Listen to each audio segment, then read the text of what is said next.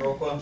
I've been in law enforcement since 1990, and let's see, been 4 years now, 3 years. I attended a training in Madison called Alice Training, and that's geared more for schools and active shooter training, but it's all applicable across any workplace because an active shooter could come here and the principles are pretty much the same. So we're going to be talking about active shooter today and things you can do to counter an active shooter and some tips and tricks and things to do, things to always keep in mind. This is Jeff Walburn. I'll let him speak for himself. Oh yeah, my name is Jeff Walburn. I've been in law enforcement in some form or another, jail, dispatch, patrol for about 15 years now. I went to the same training he did, Alice Training, which is geared more towards schools. But I just want to say first, Alice works for, it doesn't have to be an active shooter. It can be any type of threat that is being faced by the facility. It doesn't always have to be guns and stuff, so just keep an open mind. Yeah. So I will say, when I went to the training, I know Jeff agrees with me. The old way we were taught or teaching school students to protect themselves, the lockdown just didn't work. And when I drove back from Madison the last day of the training, I was actually kind of mad and just couldn't wait to get back here and start because the way we did it before was totally wrong. And Sandy Hook proved that. The first thing they did was we went in, they did a lockdown drill. And they put us, the students, we did a lockdown like traditional school, which was we basically hid in the rooms. And then they came around with an airsoft gun and just kind of shot at us, basically. But I can't tell you how helpless you feel when all you're doing is hiding underneath the table and waiting for that person to come around. It's an awful feeling. And Alice aims to change that. We gotta do something. We gotta do something instead of just sit there. Yep. It made no sense what we were doing before. You guys see that okay? That's hard to see, isn't it? Yeah, Should we turn this thing a little better? I tried to brighten the screen, but it just, it's not the computer, I don't think. All right, workplace violence.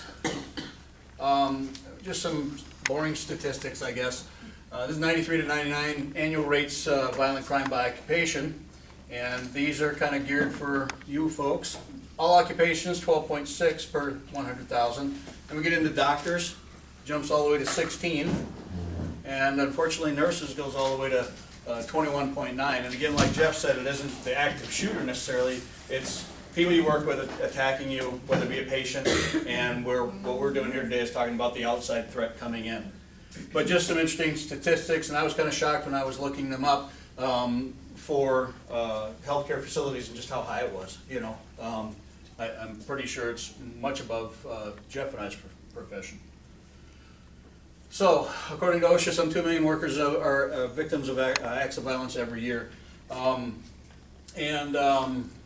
It's something that I'm sure all of you probably have seen or heard about here. I know we've had it happen in different facilities around town. And now we're getting to the specifics of an active shooter. And with anything, you gotta define it. An active shooter, a killer, is an individual engaged in killing or attempting to kill people in a confined or populated area. The definition also includes gang-related killings, domestic violence, robberies, drive-bys, hostage taking, and non-firearms. As we saw in Wausau, that was a domestic incident that resulted in 4 deaths, including the shooter.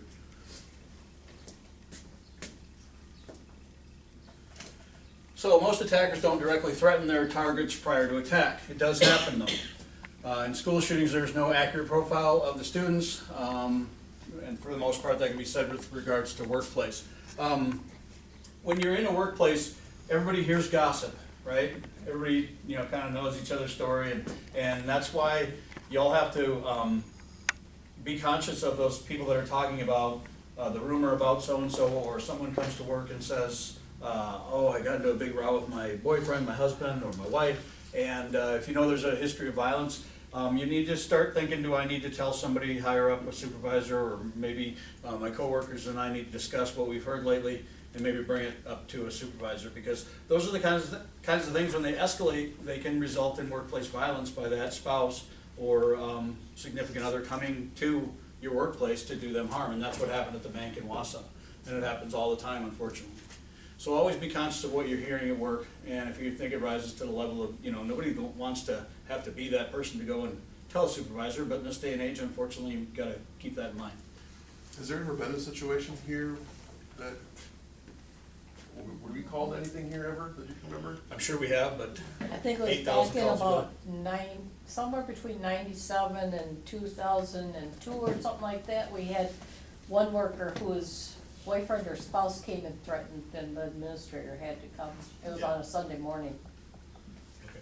too long ago, too many calls ago for me to remember if I was involved, but, yeah, it happens. It even has happened in the school where we get called by staff to, you know, be aware of a spouse or someone. And like it says at the bottom, most attackers engage in some behavior prior to the incident that causes concern or raises a red flag. And those are the things we all, in today's society, have to be conscious of. Good to go? No. Okay. So again, just keep your ears open, and report things that you think, you know, rise to that level. And you can always call us as well, you know. Would not be the first time that we've come and even just sat in an unmarked car in or near a parking lot, stepped up patrols around a place. We've had to do that to numerous businesses over the years. One just a couple of weeks ago. It's something we do, and we'd rather do that as a proactive measure than, you know, picking up the pieces if something went wrong. So the training we went to, Alice, this is the acronym: Alert, Lockdown, Inform, Counter, and Evacuate. I know it sounds like a lot, and we talk, like I said, at schools about it. If you want to just flesh this out to its core, run, hide, fight. And that's what a lot of places are going. The city of Houston, Texas actually trademarked it. Should have thought of it. But run, hide, fight. I mean, it's just breaks right down into something simple to remember. But we'll talk about the acronym here. Like we said before, hiding in place doesn't work. You know, ship everybody to the corner, turn off the lights, pretend no one's home. It doesn't work. And Sandy Hook was the greatest example of that. That killer walked into a room full of kindergartners all huddled in the corner, and when they should have been running away. Columbine, everybody remembers that one? Hundreds of students ran from Columbine because nobody told them what to do. It was prior, you know, it was one of the first big ones. No one told them to run, they just did it. And it was the best thing they could have done. You know, why stay, you know? So, again, pretending no one's home doesn't make sense. That's pretty basic. If you know where the threat is, just get out. But Yeah. I know, and I think it's in the slides, but do you leave your patient? Do you leave the residence? Or what are you gonna do? I don't know if you have policy on that or not. But We will get to that in a little we'll bit get too. there. I know. And that's why coming here, and we've talked with VMH staff before,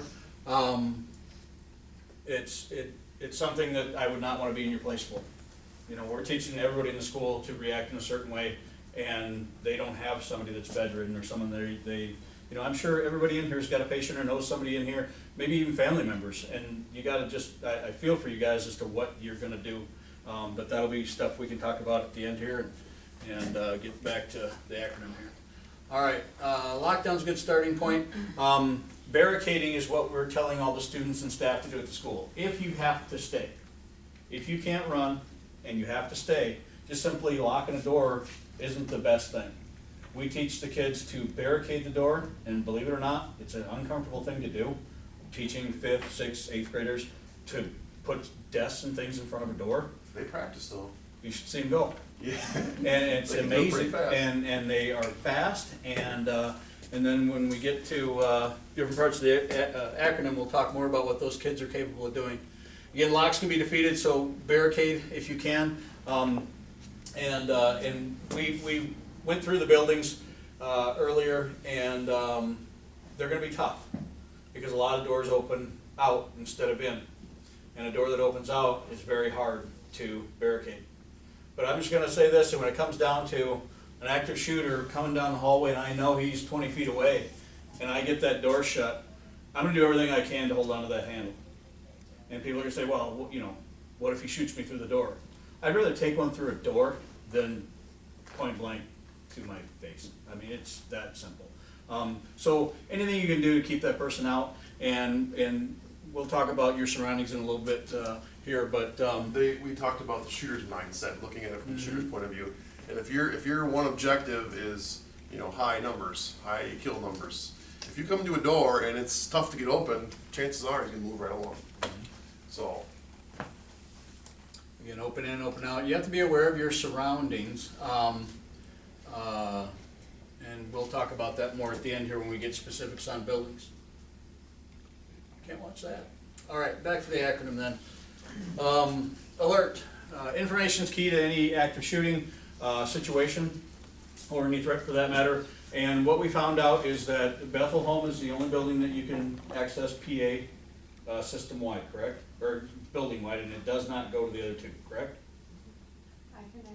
No, You can with the phone, but that only goes to the little speaker on the phone. Right, not PA. Right. So, what we would suggest having occur over here, and I know money's tight for anybody probably, but it'd be very nice if this building or all facilities had some sort of PA alert system. And as far as information, we need information to come out of here as well. If you are in a position where you see an active shooter in a building, you need to be dialing 911.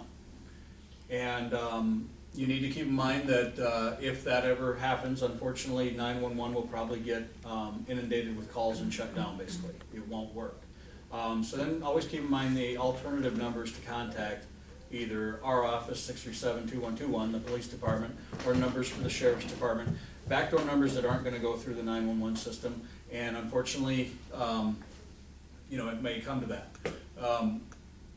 But when it comes to information, we need you to stay on the line with the dispatcher if at all possible, and anything that you know, where exactly you are, a description of the shooter, and stay on that phone until they tell you to get off, unless you have to run or hide or fight. But as you can see in this day and age too, Facebook, text, Twitter, things like that, I'm not a social media person at all, so if you can get information out through those ways, that would be good too. What we talk about with facilities like this is, what do you have in place now? How can you improve it? And that'd be stuff for administration probably. But you as employees, how would you be able to get out information if you couldn't dial 911? And then keep in mind too, if you have access to a landline, I'd prefer that over cell, because if anything big happens, a lot of times the cell towers get inundated with too many phone calls and you won't be able to make a call. So, Can you make that page overhead from anywhere in the building? Or just one place? Any phone? Does everybody know how to do that? Yes, everybody should. everybody should? I bet they don't. It's on a card on- Some people don't know how to page. It's on your smart card on your name badge. Some people won't answer the phone on PMs. There's a lot of people that won't answer the phone because they don't know how to use it. I can tell you that. Feature 6.3. I know, but some people don't read their stuff. Well, I think everybody should probably maybe refresh their memory on how to work all this stuff, because it's not important until you need it, right? Yeah. Right.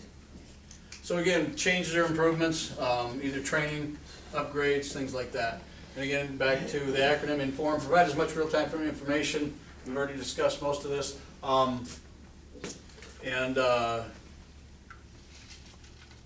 Use the information that you get to make your decision. So if you're able to hear someone over a PA or some kind of communication method that tells you there's an active shooter in some part of the building, and you're far away from there, then you need to make that plan and decide what you're going to do, what you're able to do. Are you going to leave the building, or is there something like a patient that you're going to help take care of? And then formulate that plan.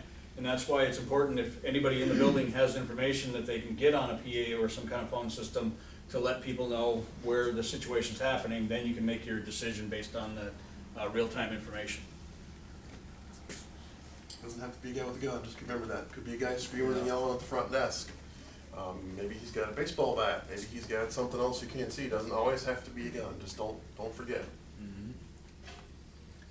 So counter, when it comes to Alice, is something that's kind of interesting when you watch the grade school, high school kids. We've talked about how they barricade the doors and they do a great and quick job. But then with Alice, we teach them to find hard objects and get ready to throw. And you can see that the older the kids are, the more prepared and the more into it they get. And it's amazing, and it's kind of sad that we have to do this, but to watch a group of fifth graders work like a team. Some are barricading, some are finding heavy objects, while the 2 or 3 that are assigned the window are back clearing the window space to be able to open the window so they can flee. But there's kids with staplers and books, guarding them and watching the people barricading, and they're ready, that if the perpetrator was to enter the room, their job is to fling these staplers and the tape dispensers and anything that they can find at the person. Because like Jeff was saying, an active shooter is gonna have one mindset, and that's a high body count.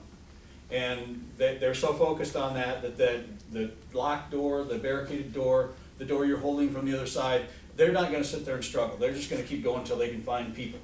And you wanna break that up. So when they come into a room, if you've got a bunch of people ready, and I know you don't work in heavily populated staffed areas, maybe around like the nurse stations and things like that, but if you're able to throw objects, if you're able to swarm the person or counter the person and find objects that you can use to hit them directly with, pencils make a good weapon. You want to break up his mindset and then go after him, and then try and defeat him. But again, just don't do anything. Distractions, work towards an exit. Moving targets are a lot harder to hit than a stationary target. So the first thing we're gonna do is, we're gonna lock our door, barricade our door. We don't want him coming into our space. Second thing we're thinking about is, if he gets in here, what are we gonna do? We're gonna, just like he said, we're gonna throw stuff at him. If it's just you, throw the biggest thing you can find at him. Throw a computer, throw any type of whatever you have, throw it at him. And once he's distracted, there's your opportunity. But that's where we're kind of going. We're gonna try to keep him out. If he gets in, this is what we're gonna do next, is try to break up what he's thinking. When we did this in Westby High Schools, one of the scenarios, I was the active shooter, and I entered a room and was trying to find targets. And we used soft balls, of course, as soft in texture. But we used like foam balls and rubberized balls as the objects that would be the fire extinguisher, the tape dispensers, things like that. So I entered that room and was trying to go from target to target, but I was getting beaten so badly about my head and shoulders with these balls that I couldn't. So that stopped me from shooting long enough to be tackled by 3 or 4 staff members. And once they tackled me, the fight was over. They had my hand to the ground. I was done. And that's what we teach in the schools. And again, run, hide, fight. And it's just the mindset of not going down without a fight.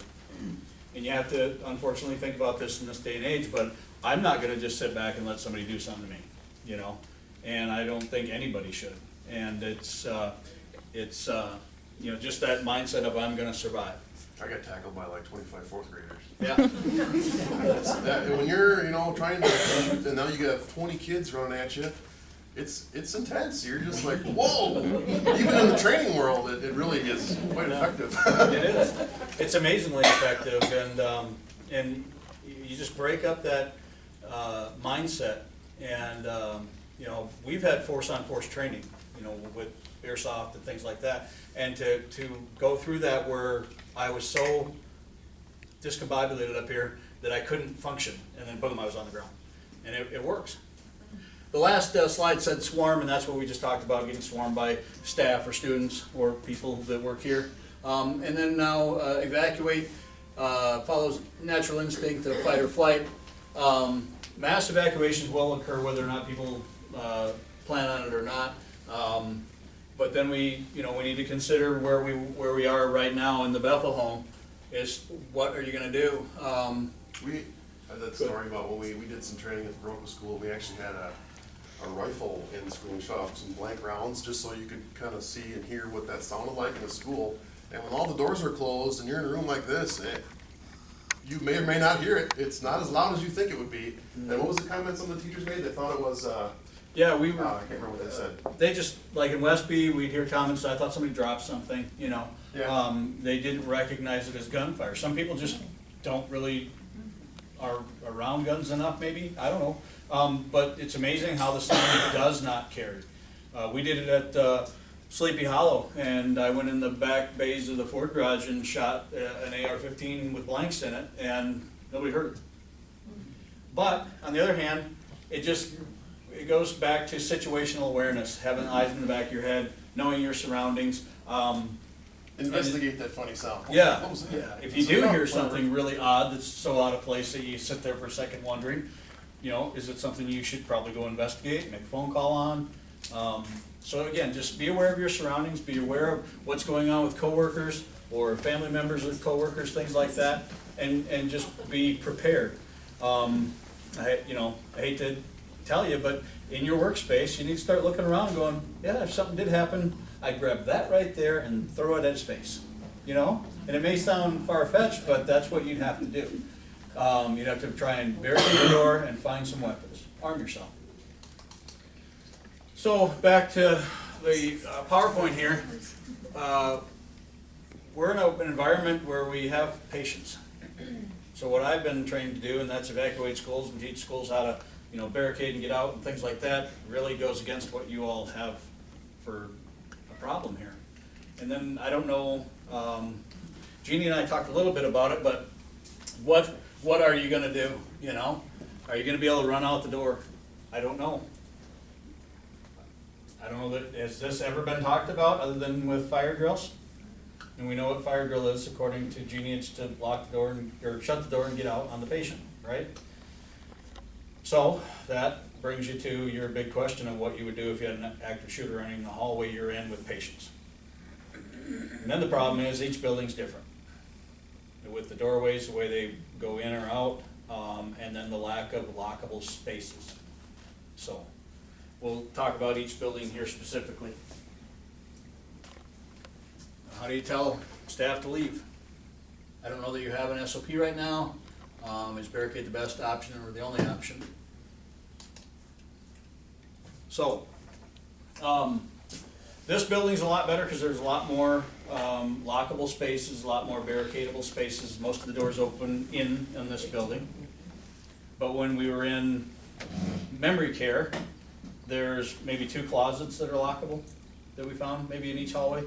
And then the center area where the kitchen prep area is. But remember I guess I don't know, but are there sharp knives in the kitchen prep area?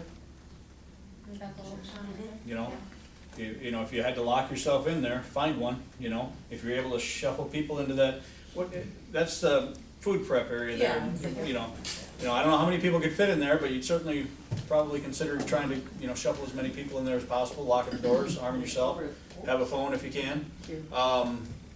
But then Maplewood was the worst. Oh wait, I'm sorry. Maplewood actually has the lockable bathrooms in each residence, so that's good.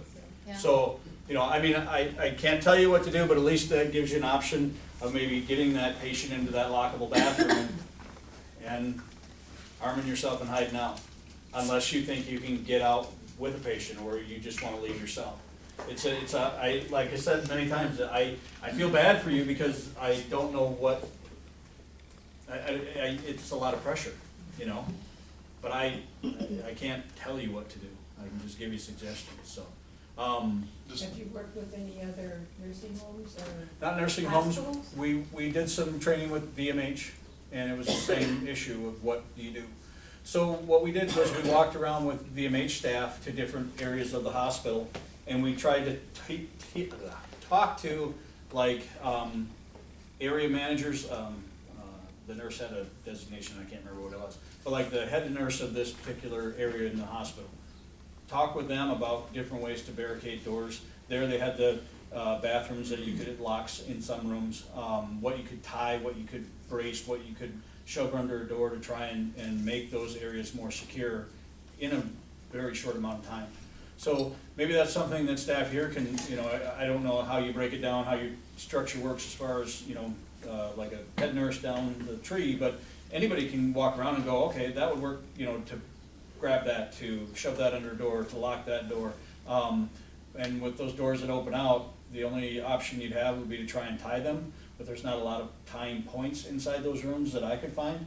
And like I said, when it comes right down to it, if the person's right outside the door, I'd rather hold onto that door, duck of course, or try and stand to the side and hope they wouldn't shoot through the door, but I'd rather get shot through a door than without the door in the way. So it's odd, or not odd, it's a hard thing to teach when you've got 3 different buildings and everything's different in each building. And the same with Vernon Memorial, you know, and then you get into the MOB, everything's totally different over there.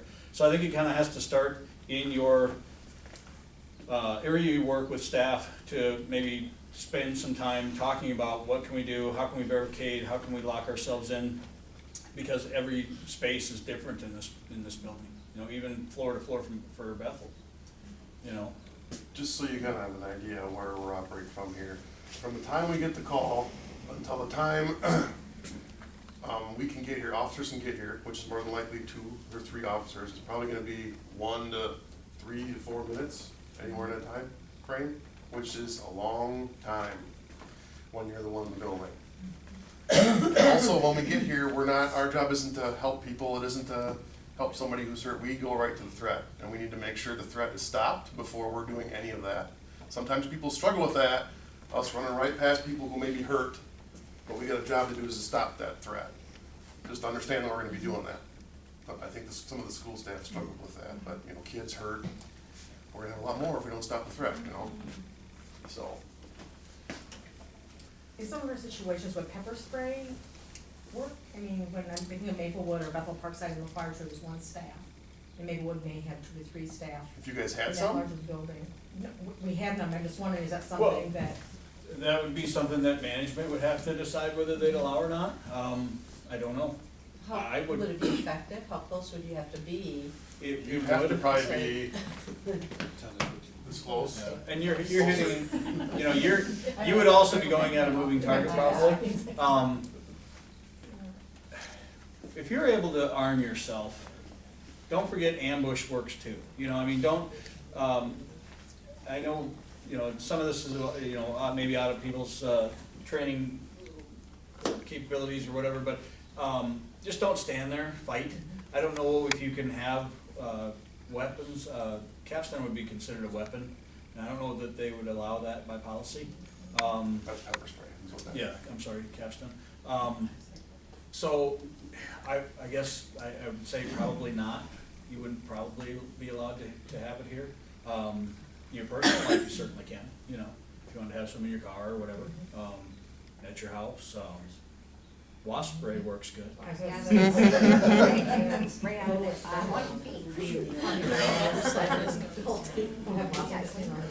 So again, and again, I think what maybe, do we need to all think about where we're at, where our personal workspace is, how we can barricade that door, where you'd run if you heard, you know, if there was a shooter this way or this way from my perspective or my desk, what you're gonna do, what you're gonna be able to do in a hurry, what's gonna be effective, what won't be. Those are the kind of things that we need everybody in the building to start thinking about.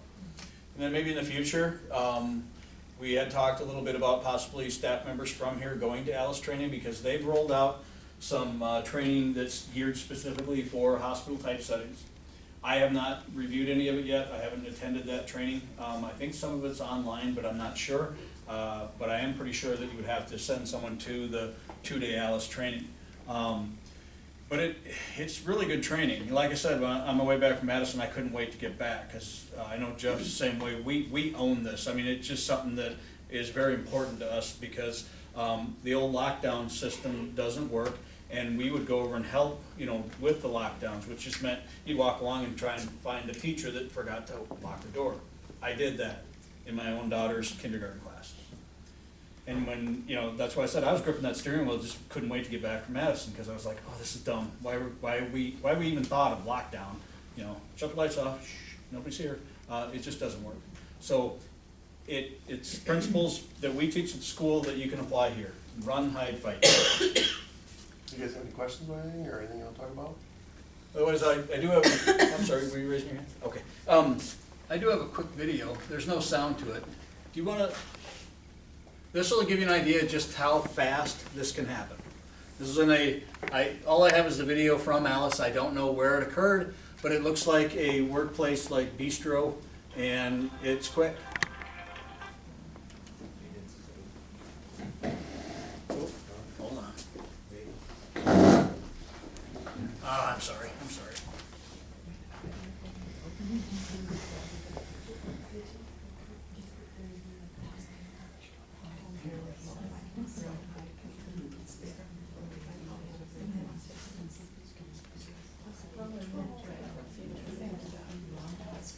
All right, I'm gonna restart this when it gets done.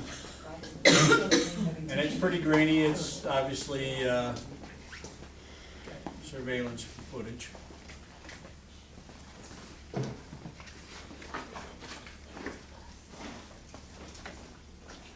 This looks even worse in bigger screen, I guess. So, when he enters the room, it actually played twice. But, what did I do here? So play again. Play. He enters the room at the top left, and he's actually firing as he's walking along. And then you see the people react and finally get up and run, but that's how fast it can happen. But as you can see, he paused to put another magazine in his pistol and started towards the door.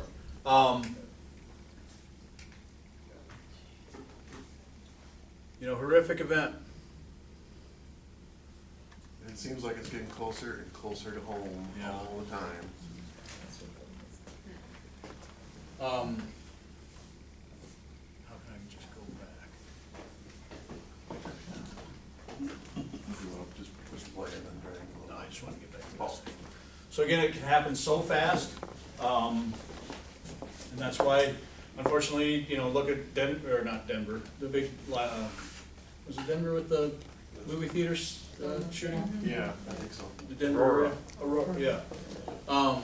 You gotta think about what you do in a movie theater anymore, it's sad, but eyes in the back of your head, be aware of your surroundings, be aware of issues with coworkers, keep the information flowing if need be. And unfortunately, if some threat arises in this building, or whatever building you work in, have a plan, What would you use at your desk or your workstation as a weapon? Hateful to have to think like that, but it's true, And it's a mindset too. You don't wanna go down without a fight, I know I wouldn't. So, I'm not just gonna let somebody walk up and do that to me. Yeah. I would have I'm sure a lot of the CNAs and nurses and everybody in the room, and all the amount of residents that we have and per staff, it'd be really tough to take off. I agree. And I bet everyone would have the same mindset that I'm thinking, because I talked about with my supervisor. I says, if that came over the intercom and said, this guy is up here, I would be going there as fast as I could, somehow, some way. Yeah. He may, it's crazy as it sounds, he may hit me, but he better make, until I get a hold of him, I'm gonna make sure, you just have to. Yeah, that's the mindset It's the that, love of the you have residents, to have. and they would be totally defenseless.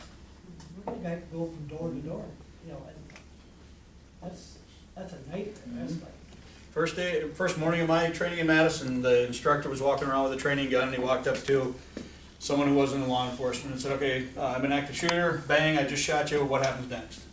And it's not knocking this person, but she said, "You'd probably fall over, and I don't know," and he goes, okay, and he walked over to a law enforcement officer and said, bang, I'm an active shooter, I just shot you, what happens next? That guy looked at him and said, I'm gonna kill you. And that's, it's mindset, I mean, you just, I don't want anybody to just sit there and take it. Right. And if you're able to counter, if you're able to just stall them and maybe somebody else can help. And again, remember, he who's 6'4"? Okay. Okay. He's taller than that then. He got tackled by a bunch of fourth graders. And I know that you don't work in a place where you have 50 staff members all close together, but it only takes 2 or 3 or 4, maybe just 2, maybe just 1. If you're working in These ladies are mean. Oh, and again, hard objects hurt. And in a hospital setting, especially around beds, I'm sure that there's bars and things that you know of that you can take off. We had an officer who had his hand or fingers broken by a patient at Vernon Memorial once because they took the bed apart. So again, it's those things that you gotta unfortunately think about in this day and age of, okay, first thing I'm gonna do is I'm gonna grab this chair, I'm gonna throw it at him. It's just, have that scenario once in a while run through your head. You get 20 seconds at your desk, go, that would be good, and point to that tape dispenser or stapler or whatever you have. There's There's fire extinguishers in the hallways, those make really good things to throw at somebody. I don't remember the exact number, but there was a stat somewhere I saw, like, 80% of the time if you get shot, 85% of the time if you get shot, you're gonna survive. Yeah, Just because you get shot doesn't mean you're out of the game. yeah. All the adrenaline too. Oh, yeah, when that adrenaline kicks in, that's when they get mean, mad and mean and get payback. So, again, run, hide, fight. First floor nurse, you have a call on 101. First floor, 101. No questions? I think it's good to point out too that if there is an active shooter, you actually call it what it is. Yeah, If you sure. wanna adjust Exactly, that a yes. little bit, Plain don't be like language. code green, you know, Yeah, the Yeah. hospital revamped all their stuff. Yeah, they don't do a lot of codes That anymore. code and stuff is just, you know. call it what it It's is. the man with a gun, a woman with a gun, Yep, say that. on, in the you know? kitchen or in the business office or wherever it was, you would Mhm. want to say what it is. Or very disgruntled employee coming in the building or whatever, ex-employee, you know, speak up so people know, oh my gosh. Yep. And as Bill was talking about, this is the card that's on your name tag. So at Bethel Home, we have an intercom system that you just heard. And you do that by doing feature 63 on the phone. And then if you wanted to go to all three facilities, when it says zone, you hit 0. And then that is also coming over the phones at Maplewood and at Bethel Oaks. It's very important that if we have an active shooter here, that we somehow communicate with them, and we're working that into our policies because it only comes through the phones over there. So if I'm in a tenant's room, I may not hear it. So we're working on, okay, if we have that happen here, then having somebody call or alert, or vice versa, how they would get a hold of us at Oaks if they had a active shooter, how they would let the nursing home know so we could be prepared as well. We can page from our office, we can page them. Yes, but it just comes through the phones, so it's not very loud. We actually tested it when Todd went on the tour and couldn't hear it unless you were standing right by the phone. And potato Mhm. sounds like here. Yeah. So it is, we are addressing it, and we'll be pulling up a policy for each area so that you will know, if I'm at Oaks, this is what I should do. If I'm at the nurses' station, this is what I should do. We're still in the process of doing that, but, I think it's important that Todd had told me, call it what it is. Yeah. And it is important, speaking of name tags, you know, everybody knows your coworkers for the most part, but if someone strange is walking the hallway and they don't have a name tag, you know, I think everyone in the building should probably be allowed to go, hey, do you work here? Or Hi, what's your can I help business you? here? Hi. Yeah.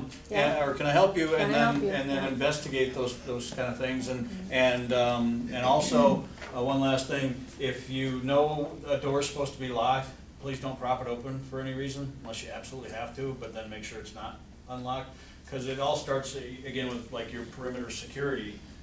Try and limit the amount of doorways that are open. I know it's hard to do in a situation like this, but doors that are supposed to remain locked, make sure they are. If you see one propped open, make that stop, so, I got a question. yeah. You were talking about telephone, trying to get help outside of here. Yeah. Is it feasible, and I know that it might be a stupid question, is it feasible to pull the fire alarm for a last result? I know it's alerting them that there's danger, but, and that it's a fire, but if it's your last resort to get help, because they're gonna be coming in blindsided thinking it's a fire, is Yeah. what I'm getting at. Well, I would say no initially, just simply because what that's going to do is gonna flush everybody that's barricaded out of the, you know, if people know Yeah, already that's and they're the other thing, barricading and then they hear the fire alarm, then they might think, well, now I have to Then you're gonna call the leave. fire department. Yeah, Right, and then they're the gonna- fire, and if we don't know yet, Right, I mean, I was just thinking a total last resort to, because you're gonna be freaking, and I know that it's gonna be bringing everything else in that's gonna cause more havoc. my recommendation is no. And that's what I thought too, but I Because just thought it. We would hope by the should go time back. someone thought it was the only way I can, you know, if you're dialing your phone, like your cell phone, how many people will have US Cellular? And so you know that your phone, you'll get a message and it doesn't ring? Well, that's because our one tower's inundated at the time, so it kicks it right to voicemail. So then that's why a lot of times you get those voicemails without a phone ring, because the system's full. And that's happening just now when there isn't a mass casualty event. So if you're continually trying to dial on your cell phone, it isn't working, try and find a landline, know where a landline phone is at any given moment when you're at work, so that you can try and use that. And again, remember, if you dial 911, it's probably gonna be busy, so I would, try it if you want, but remember those backdoor not backdoor, but our other numbers, our non-911 numbers, you would have a better shot probably of getting through on them rather than just 911. Try 911 if you can, please, because we can get a lot of information from 911. If you're on a cell phone, how long does that take? 20 seconds and it pinpoints your Oh, it's location? faster than that. Faster than that? It pinpoints on the 911 operator's Yeah, map. just don't hang up. That's Yeah. the key with 911, don't hang up, because the longer we have you on the line, the better GPS coordinates we're gonna get. And dispatcher can still hear. Yeah, So I've had many a 911 call where I can hear people screaming, and they won't talk to me. I just had one a couple weeks ago. It was the scariest thing ever. I had no idea where they were, what was going on, but they were screaming for help. And I kept getting those coordinates, and pretty soon I found out it was Richland County, and they sent people there, and yeah, it was a pretty serious call, so yeah, just don't hang up. yeah. But again, if 911's full, try maybe one of the other numbers. But I would say no on the fire alarm. Well, that's what I thought, but I think that everybody should know that because of the fact that somebody might think that that's a good idea. Yeah. But yet, it's gonna cause all this other chaos. Yeah, because you'd be of it. flushing everybody out of Right, rooms where they right. might feel safe in, and if we haven't come or someone here hasn't eliminated the threat, you're Making it more- not making it worse. We do Other respond to questions? fire Oh, go alarms. ahead. We do come to every fire. Yeah. Okay, well, thank you, everybody. Okay, Oh, one one more more. thing, I guess. Yeah. Where would be the most probable entrance for a perpetrator? Anywhere, And Just kind of anywhere. anywhere. You would think path of least resistance, like the open front door, but it could be anywhere. Sandy Hook, he shot his way in through a window. So, And also kind of, you said there's two types of shooters, one that's domestic, one that is out to get Well, bodies, and yeah. that's so important that you're telling Luke or myself or your supervisor if you have an issue in your life or you know an employee that does. That could dictate, if I'm looking for Jeannie, I'm gonna come through the front office. right.